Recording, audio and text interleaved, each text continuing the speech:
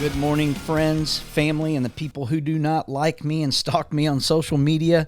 I'm glad you are listening today. This is Unfiltered Radio Show, and I am Pastor Jason Gaszak, the pastor of Roots Church in St. Clair, Missouri. And you might be thinking, what kind of radio show is this, and why would I want to listen to a pastor? I could go to church and listen to a pastor. I could go to my own church and listen to my own pastor. Well, that's true, and you should. But I'm not, what most people know as a normal pastor. That just simply means that most people have this preconceived idea of what pastors are supposed to look like and how they talk and what they talk about. And I pretty much debunk all of those things, at least in the local area. But I do like to bring awareness to all walks of life about social, political, and biblical issues and hard to talk about topics. My goal is to be able to be unfiltered in saying what needs to be said from a pastor's perspective. So, loving people where they are and where they come from is super important. How much money they make or how they vote doesn't really matter to me. We all have difference of opinions. We all have different viewpoints. I think the question is, where do you get your standards? Where do you get your map book to life? That's what depends for me. I obviously want to be honest about those views, and I want to talk about those things that we stand on as a church. And so I'm not afraid to talk about topics that other churches don't talk about. And I also like to have fun and talk about current events or just life in general, as a matter of fact. And so, as you know, you, the listener, are the most important thing, not the actual radio show itself. Because without you, the listener, I wouldn't have a show. So here's what I want you to do. I want you to text me today at 314-924-4215. That's 314-924-4215. Let me know how I'm doing, and if there's anything that you want to talk about, just put it in the text, or you can go to the Real Talk Radio app and download that app. And you can talk to me on the app as well. And of course, we'll try to chat back with you live, as long as we can. So here's what I've been doing. I've had just this really extremely busy season I've been in when I first started this radio show. And so I've been working on a new format. And it's not anything like real special or anything. I'm just trying to get this whole radio thing down, be a little bit more consistent, be better at what I'm doing. I've lost some time, preparing for the show and really trying to take a lot of time in making this thing great. And now that I've got some things off my plate, I've been working really hard at bringing something to you for you to want to listen to and tell people about. And so hopefully you'll like the new format and you'll tell people about it. So let's get started and let's talk about something that is right in front of us, and that is the season of fall.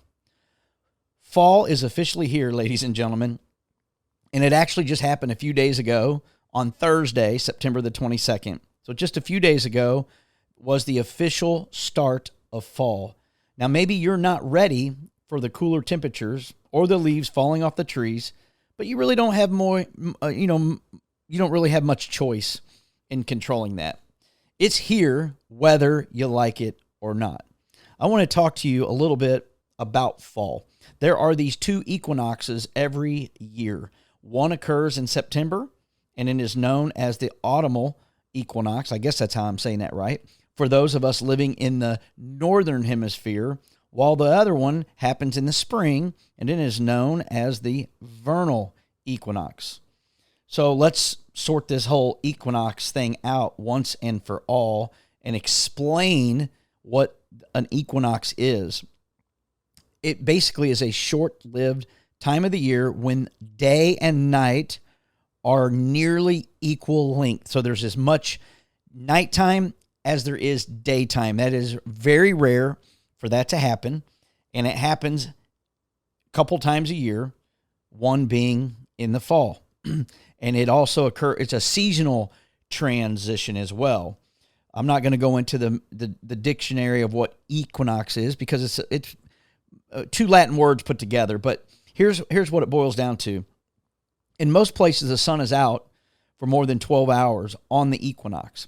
And the day when the phenomenon actually occurs is called the equilix and falls a few days after the autumnal equinox.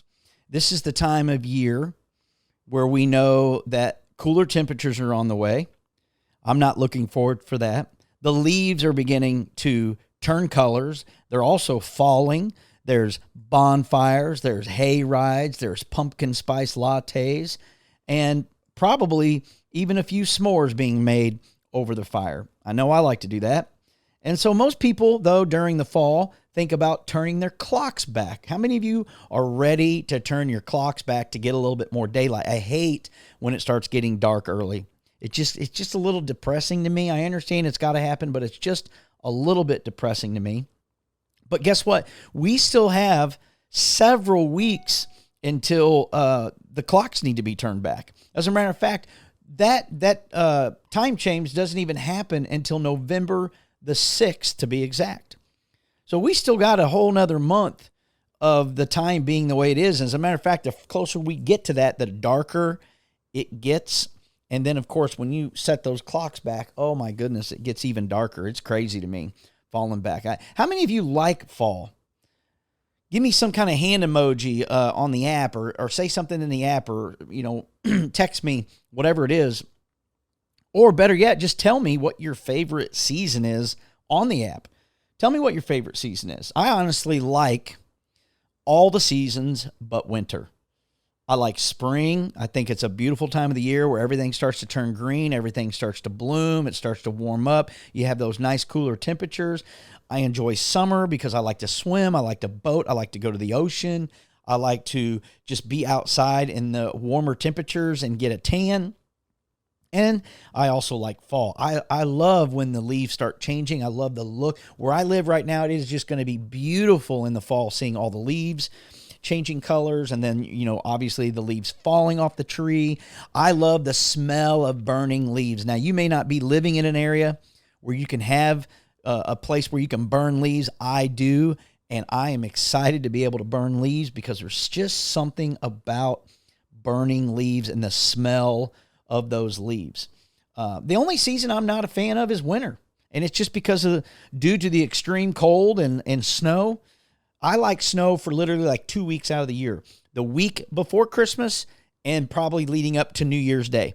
Those 2 weeks after that, I want it all to go away and I want spring weather to come back. But fall is beautiful and we are right around the corner. And guess what? It also gives us a reflection of personal growth. Yeah, fall does. Personal growth, we have to prune. We have to prune things in life in order for us to grow. There is no doubt. The fruit of God's pruning process.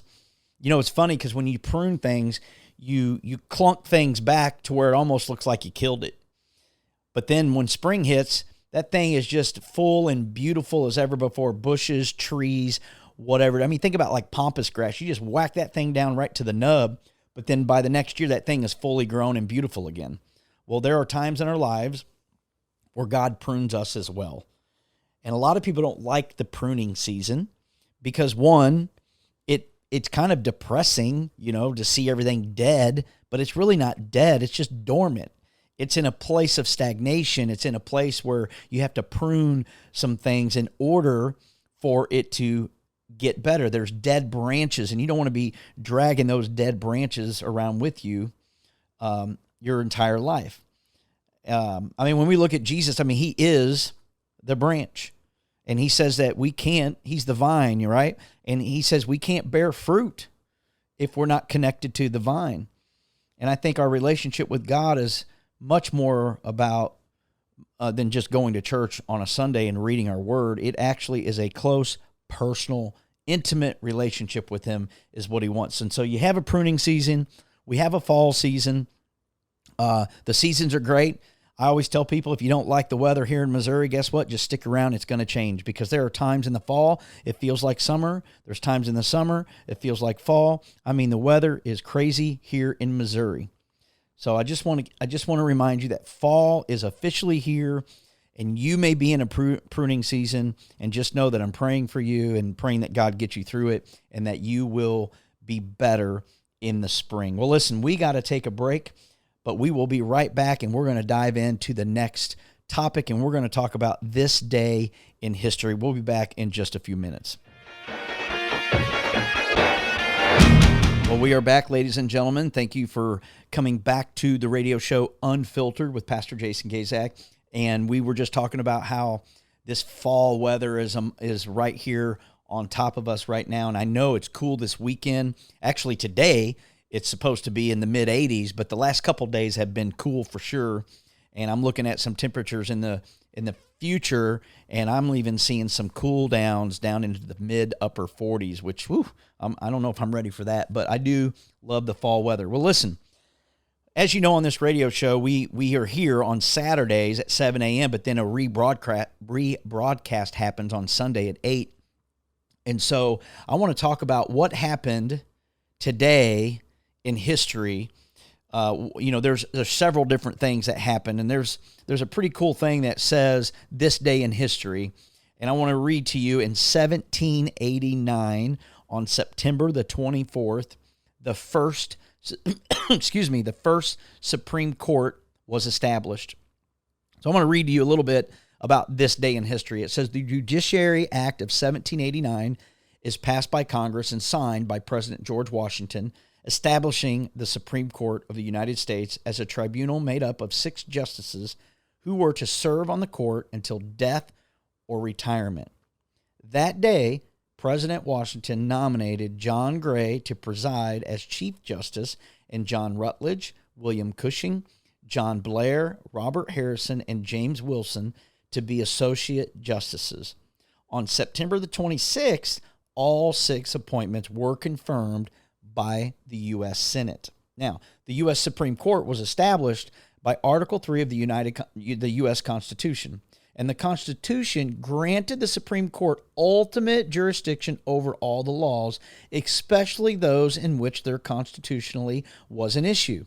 As we know, in today's time, what those justices do.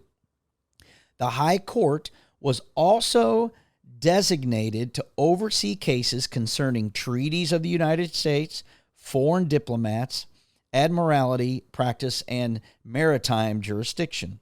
On February 1st, 1790, the first session of the U.S. Supreme Court was held in New York City's Royal Exchange Building. Now, the U.S. Supreme Court grew into the most important judicial body in the world in terms of its central place in the American political order.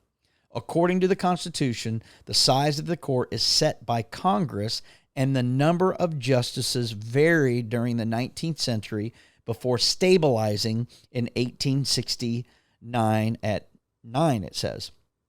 This number, however, can be changed at any time by Congress.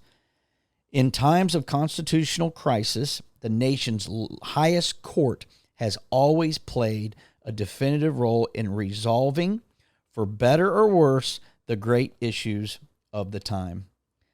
Many of you may not be in favor of the Supreme Court. I do find it very interesting that these people that are appointed and chosen and confirmed get to stay there until they retire or until they pass on. It's a very unique situation, but over the years it has played out, and we have seen that I believe that balance has always proven itself, that sometimes it'll lean on a liberal side, sometimes it's more conservative, but it seems to always balance itself out. And truthfully, I mean, I'm glad the Supreme Court is there for them to uphold the law and protect us from the government, because really that's what this is more about to me, is the government is the one that we have to be protected by, and that's why the Constitution and all the amendments and the articles, everything was put into place, is to protect us, the people. And of course, we vote those people in, not the Supreme Court, but the people that make those decisions. And it's important for you and I to be completely educated when it comes to these political issues. A lot of people say you need to keep politics out of the church. And I 100% disagree with that. I don't think we need to be political from the stage and telling people who we need to vote for and who you endorse from the pulpit. But I do think people want to know, where pastors stand especially and why they believe what they believe. I think it's important. I do think it's important to educate your people when it comes to political and social and justice issues, for sure, because we base everything out of the Bible, and that's where we get our standards is out of the Bible. What the Bible says is what we follow. And so that's why I feel like it's really important to me to be educated on these things. A couple other things that happened on this day many years ago was in 1968, believe it or not, the first episode of 60 Minutes aired. I don't know how many of you watched 60 Minutes. I remember that as a kid. Put on September 24th, 1968 was the very first episode of 60 Minutes. Let's see, we got a couple more. This is a really odd one. In 1941, on September 24th, the Japanese gather preliminary data on Pearl Harbor. What a day for our world when we were attacked at Pearl Harbor. And this supposedly was the day the Japanese were in Hawaii, is instructed to divide Pearl Harbor into 5 zones and calculate the number of battleships in each zone. And the report findings back to Japan. And the relations between the United States and Japan had been deteriorating quickly. So that was a day. In 1918, World War I, Bulgaria seeks ceasefire with Allied powers. A lot of things happened on this day. These are just a few of the things happened in our history on September 24th, many, many, many years ago. I'm not a big history buff, but I do like to see what went down years ago on particular days. So every week, I'm going to bring you a segment called This Day in History, and we're going to talk about the different things that took place in our history to be reminded that everything that has happened has shaped and formed what and who we are today. Good or bad, doesn't matter. It has shaped us into what we are today. History is absolutely important for many of us. Now, again, I'm not a big history buff, but I am trying to be more engaged with history nonetheless. Now, here in just a minute, we are going to take another break, and I'm going to jump in to a topic or into a segment that I am going to call meat and potato segment. I know that sounds funny, but it's going to be called a meat and potato segment, and I'll explain a little bit of what that's about here in just a moment. But the topic that I'm going to talk about is I'm going to talk about sex. That's right. This is where the dial gets turned up. This is where everybody starts tuning in because everybody likes to talk about sex. There's no doubt. But I'm actually going to talk about sex in a way of educating our children, because there have been some disturbing posts that I've seen in the last several weeks. There have been some disturbing information, some disturbing books, and so forth and so on that I just have to talk about, and I just have to get off my chest, and I have to try to educate you, the listener, when it comes to sex education for our children, because our world has no clue what they're doing. They have no clue, and they're screwing it up. So we'll be right back in just a few minutes. Don't go anywhere. This is the Real Talk Radio Network. All right, ladies and gentlemen, we are back with segment 3 of Unfiltered, and this is called the meat and potato segment. And today in our meat and potato segment, which if you're unaware of what, again, this segment is about, because it's kind of new to many of you, this is where we dive into the meat and potatoes of a topic that I choose. So this is something with some substance for you to learn, take away, talk to your friends and family, your coworkers about it. This is to get your brain moving and going about topics, of course, that I get to choose. And today is one, though, that my wife sent me something a few weeks ago. Now, I've been out of town. We went on a Convoy of Hope trip to San Diego last week, and of course, I had some friends in the studio. My son Austin, our group's director, Bo, and of course our creative director, Becca, was in studio again last week. And so I've waited a couple weeks to bring this up. This is kind of something I've been looking into and wanting to talk about and bring up to people's attention. And it's a topic about sex education for our kids. And, there's going to be some of you out there that are going to disagree with me. I'm sure there's going to be many of you that are going to agree with, I think, what I feel and what I think. But my wife had sent me this link to an Instagram post that was made by someone who shared some information about a book for kids. Now, I've been told that this book has been banned in some places, but right now, the post was talking about how this book is being allowed in the school system to teach our kids. Now, not just it's not teenagers, it's 10-year-olds, 10 years old and up. This book is being allowed in certain schools for education. So I started to do a little research on it, and the book is called It's Perfectly Normal by Robbie Harris. Now, maybe you've heard of it, maybe you haven't, but let me tell you something. This is unbelievable what I'm hearing and seeing from this book.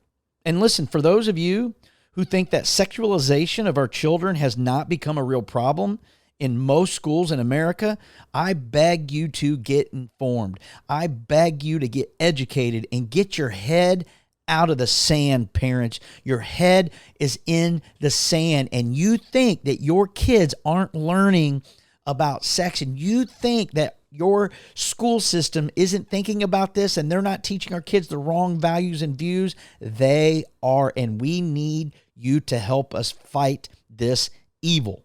My kids are out of school, and you might be thinking, you know what, I don't have kids schooling either.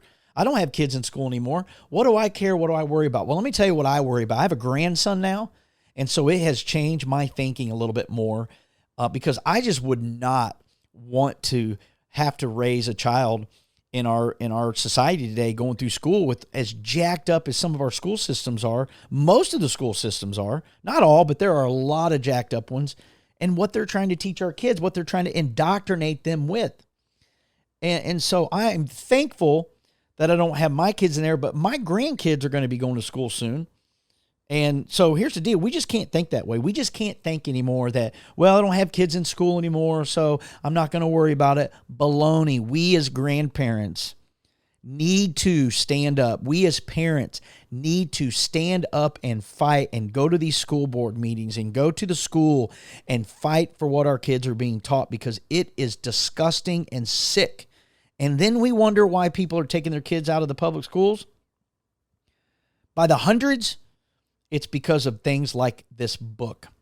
This book has pictures of man and women, a man and a woman having sex. They're showing their body parts on a human being. Now, it's an illustrated picture, okay? It's not real humans, but it doesn't matter. And that's what their thinking is. Well, it's not a real human. It's an illustrated cartoon picture, but it's still showing them engaging in sex in different positions. And they're pointing out, the body parts and talking about each female and male and showing them what they are. It just doesn't make sense why somebody would be okay with someone else teaching your child about sex. So this book is not just teaching the kids what sex is about and how it all works. It's also teaching them things about their bodies that they will experience. And that is normal. I think the title of the book is normal, right? It suits itself that kids are normally going to explore. They're going to experience and feel things that are absolutely normal because that's the way God created them. But I have a huge problem with this in the school system and in this book, because here's why. I don't know where they get their standard from. Where is that place? And who are you to decide the things you do to put in that book that you think are good for our children to be educated on and to listen to? Because here's the deal. Kids need to be taught about sex. There is no doubt. And it needs to be done, I'm sure, at an earlier age than what most parents even try to teach them. Most parents ignore talking about sex until their child brings it up. I mean, that's most of the time. And by the time they bring it up, I'm going to tell you right now, it's too late. They've already been educated beyond probably your level of what they even know. You can't ignore this particular topic with your children. And you should know. And I think the age 10 is probably a very good age. And for some, it could be earlier. And for others, it could be a little later. And it also depends on how much you talk about it at the age of what they're inquiring or asking about. There's different, every single child is different of how they receive things and what they're interested in, and you cannot treat them all the same. Men or boys are different than girls. They're all different. And plus, why in the world would you want someone else telling them or teaching them about something so intimate and private?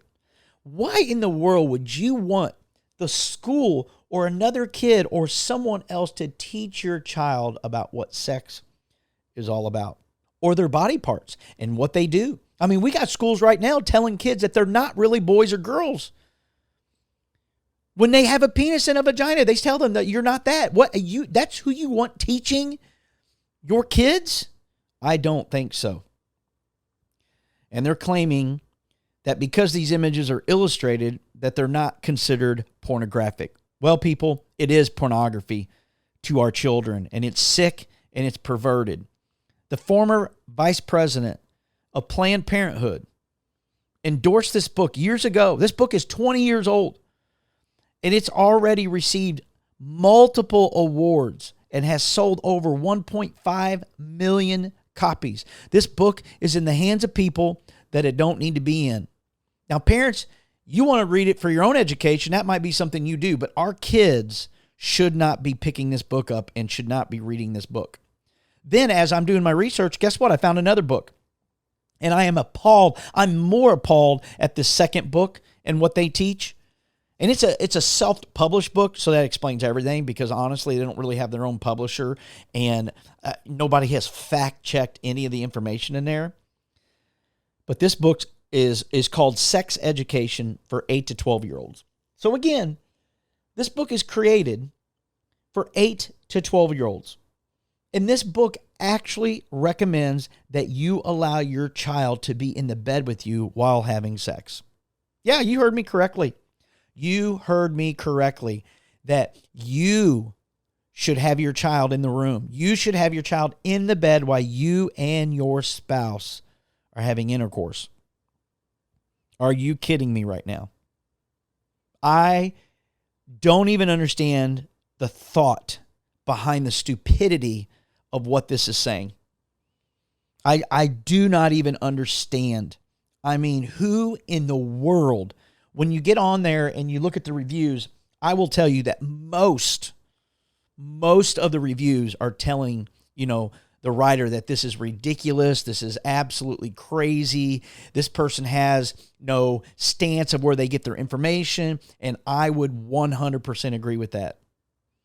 I would 100% agree. I don't know where these people get their standards, but I can tell you right now, it is not from the Bible. It is not God's standard.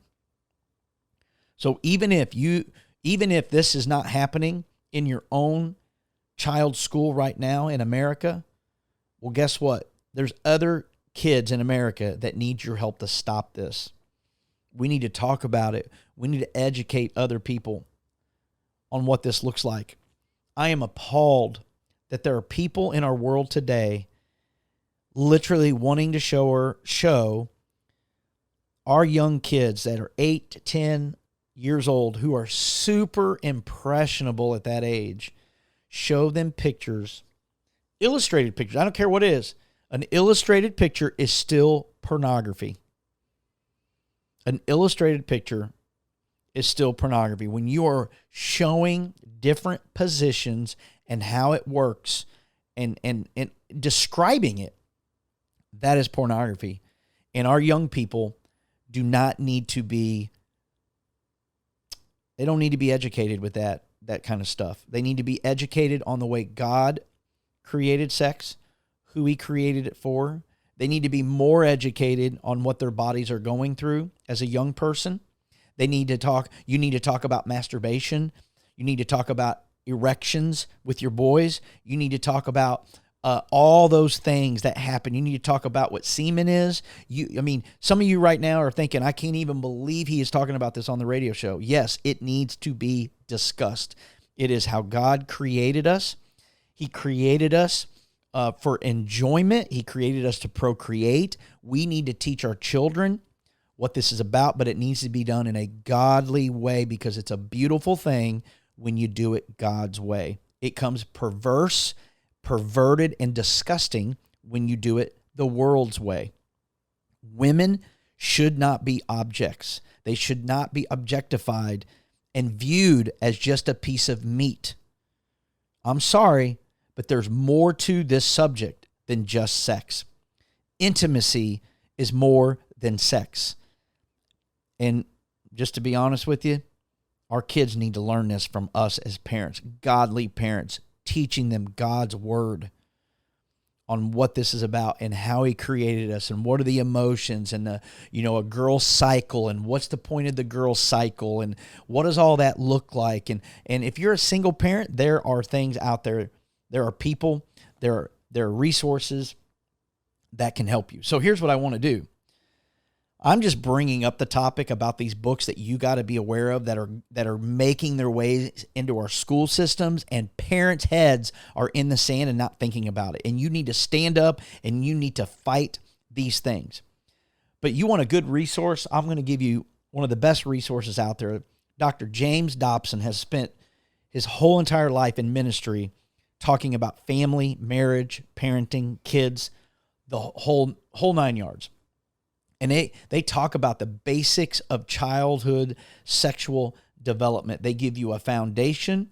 They give you a goal. They give you the bigger picture on what to look at. They give you tons and tons of resources to educate you. There is no reason in the world why you can't be educated when it comes to your children and their sex and what they're experiencing and what they're going through for every single age group. And when you should talk to them about it and how you should talk to them about it. There are books for you parents and there are books for your children that are godly written. And I encourage you to go check out the website, Focus on the Family, and let's have this discussion with our kids before it's too late. We'll be right back here in just a few minutes. Trying out. I hope you enjoyed that meat and potatoes segment of a deep dive into children's sex education and what we're facing in our school systems. There's so much to talk about when it comes to this. I could do hours and bring people in and talk about this, but obviously this is just to get our minds rolling and to be thinking about what we're dealing with in life. So this last segment, I really just want to have a little bit of fun. I have a couple of fun facts that I thought I would share with you guys, and then talk a little bit about what's going on in the future. Let's start with a few fun facts. This first one I thought was actually really funny. The fact that the Windy City nickname has nothing to do with Chicago's weather. I got to be honest, I never knew this. I always thought the reason why we would call it the Windy City is because of the wind coming off of Lake Michigan to the city of Chicago. I mean, when you're in that city, man, it is windy, but that is not where it's got its name. So it says if you live in Chicago, you might already know this random fact, but we're betting most other people don't. Chicago's nickname was coined by 19th century journalists who were referring to the fact that its residents were windbags and full of hot air. Oh my gosh, that's funny. That I don't have anything else to say to that. But it's funny that these journalists thought the residents of Chicago were windbags, that they were full of hot air. That's hilarious. Did not know that. Here's another real fun fact. again, that I did not know, maybe you did know, but movie trailers originally played after the movie. They trailed, hence the word, trailed the feature film. The first trailer appeared in 1912, and it was for a Broadway show, not a movie. I'm trying to figure out how this makes sense and why would you show a trailer after the movie? It just, I don't know. Maybe you know. Maybe someone out there is more educated in this area than I am for sure, because I am not. But it makes sense to me if you want to know what the movie is about, to give you an idea of what the movie is about. That's why you would watch a trailer, although the word trailer does seem a little weird to watch it in the beginning when really it's at the end. It's no different, though, than we drive on a parkway and we park on a driveway, right? I mean, that doesn't make sense either, but either way, I did not know that fun fact about movie trailers. Here's my last one. That, again, just kind of shows us how controlling our government can be and wants to be. And why? Why would you? Whatever. But it says that the U.S. government saved every public tweet from 2006 through 2017. Every single tweet from 2006 to 2017. But starting in 2018, the Library of Congress decided to only keep tweets on a, quote, a very selective basis, unquote, including elections and those dealing with something of national interest like public policy.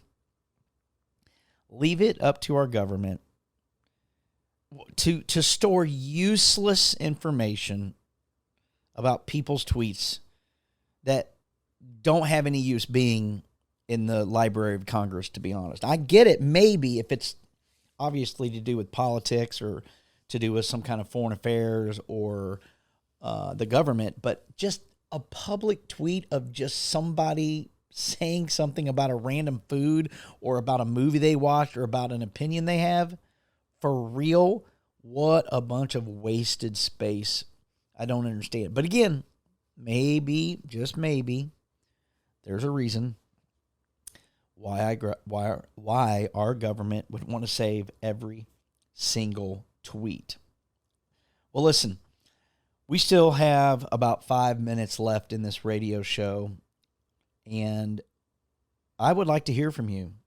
Please text me at 314-924-4215. Again, that number is 314-924-4215, or download the radio app, the Real Talk radio app, and put in the chat what you liked about the show. Put in the chat what you did not like about the show. You're not going to hurt my feelings if you don't like what I talk about. That just gives me some information to maybe change what I need to talk about. I doubt it. But I mean, you know, I would at least listen. I would at least read it. I would at least consider it. But, you know, we'll see. But give us a text. Give us a comment in the app. A couple things that are upcoming next week. I will be back. I haven't decided yet if I'm going to bring a guest in or not. I've been kind of, banking on this new format of me just pretty much doing all the talking, I guess. Talking about some of these fun topics and, you know, maybe a rant or a monologue in the beginning. And, of course, this day in history is a good one. Who knows what I'll do next week on the last segment. I'm still trying to explore that option. But why don't you guys tell me what you're doing this weekend? What are your plans? Because I'm telling you, the weather, it's gorgeous. It's been chilly the last couple days, but I'm going to tell you, it has been beautiful outside. And it's been kind of strange because we haven't had really any rain to speak of. I know there was a little bit of a shower last night. There just really hasn't been much of any rain. It's just strange, you know, not to have rain like we normally do. But for us, we don't have a whole lot going on either. My wife is out at the Joyce Meyer conference this weekend. Maybe you're at the Joyce Meyer conference this weekend. Man, have a great time there. Love me some Joyce Meyer. I love her speaking. I think she does an amazing job. I'm not really anybody to say that she would or wouldn't, but I like listening to her. So she's at the Joyce Meyer conference, so I'm kind of bacheloring it for a couple days until she gets home later. I've kind of been by myself the last couple days, but she comes home tonight, so I'm excited about that. And we don't really have any plans as of now, but that's kind of what I have going on as far as the church. We just came out of this weekend is our last week of our series called God Didn't Say That. And we've been talking about, last week was talking about sin and how sin can destroy your life here on earth, and it has serious consequences. And a lot of Christians, they just, I don't know, it's like they just live in the grace world, which is great. I'm glad we have grace, but at the same time, we need to stop sinning. This week, though, I'm going to talk about the misbelief that people believe that you can believe what you want as long as you're sincere. And God didn't say that. So maybe you'd like to tune in this weekend. Maybe you'd like to show up at Roots Church. Surprise me. Let me know that you heard me on the radio show, and that's why you're here, or that's why you've came to Roots. We have 3 experiences for you. We have one at 9 a.m., we have one at 11 a.m., and those are on Sundays, 9 and 11. And then we have one on Monday night at 7 p.m. All 3 are exactly the same.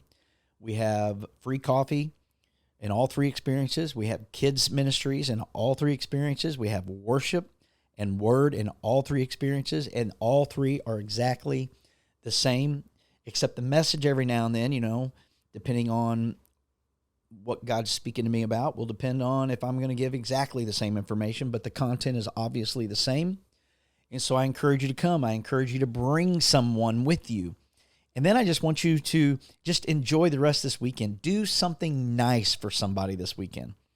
That's your challenge. That's your takeaway today. Go out and do something nice for somebody. Find someone that you can bless. Buy their breakfast. Buy their lunch. Send them, a text telling them that you're just proud of them. Give them some encouragement. Do something nice for someone this weekend. Go out of your way. Don't just do it for one person. Do it for a couple of people. It don't take long to send a nice text out there, or to call someone and let them know that you care about them, and maybe pray for someone. But do something nice. Let's have some gratitude out there. I love you guys. We will see you guys next week. Don't forget, listen on Saturday at 7 a.m. And again, the rebroadcast is Sunday at 8 a.m. Have a great week. We'll see you guys next time.